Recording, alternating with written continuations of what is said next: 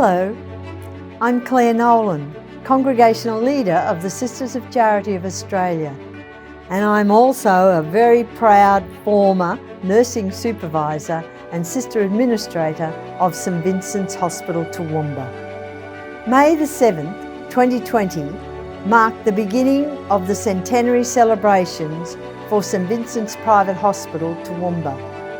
Celebrations which have been delayed a little by the coronavirus pandemic. But finally, restrictions are easing and we are in a position to rejoice in the original vision of the Sisters of Charity of Australia. In 1920, the congregation established a community here in Toowoomba with one goal in mind: to build a hospital for the community. Overcoming extraordinary challenges, the sisters initiated a fundraising campaign and purchased a 4-acre estate facing Herries and Mackenzie Streets. It was a community effort, and inclusion was a part of the story of this hospital from the very beginning. The initial fundraiser appealed to the entire community, irrespective of creed and nationality. People from all walks of life contributed to the building of the hospital. On May 22nd, 1921, almost a year to the day after the arrival of the Sisters of Charity in Toowoomba, the foundation stone was laid and blessed by Archbishop James Jewett from Brisbane. The building phase did not continue without its own challenges.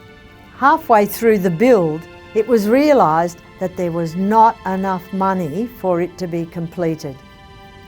Mother Mary Canis Bruton, the first superior of the hospital, was recalled to Sydney, and there was very real doubt that the dream would become a reality.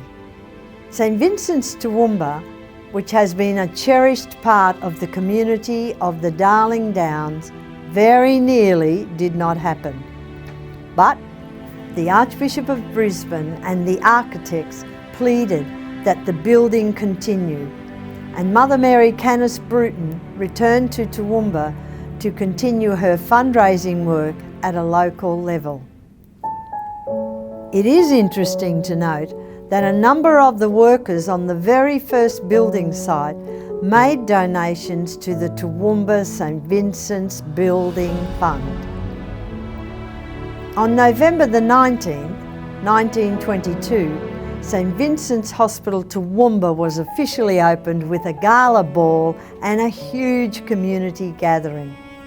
Mary Aikenhead Ministries, through St Vincent's Health Australia, is proud to continue this legacy built by the Sisters of Charity. Mary Aikenhead, our foundress, would be delighted to see what the ministry has become up on the beautiful Darling Downs, where the sisters and the staff for a century have been in touch with so many people and made such a difference to their lives. I was nursing supervisor at the hospital, which had then something like 100 beds, from 1977 to 1979. In 1986, I came back as Sister Administrator, just for 1 year. I have so many fond memories of being in Toowoomba. My ministry had a clinical aspect. It really was hands-on. I learned how to work with others to ensure we were creating healthier communities for the love of Christ. I revelled in the many religious congregations of women. It was a rich and sustaining environment. I can remember working with our own sisters, Sisters Kathleen Doohan, Regina Millard, Mari Haran and Anthea Groves, and many others. The convent was full. We were all so young then, and we all have such fond memories of the patience, families, the administrators, the nursing staff, the doctors, and the people of Toowoomba and the Darling Downs. The local community was, from the very beginning, so supportive of the hospital, to which people came from everywhere for a broad spectrum of health care.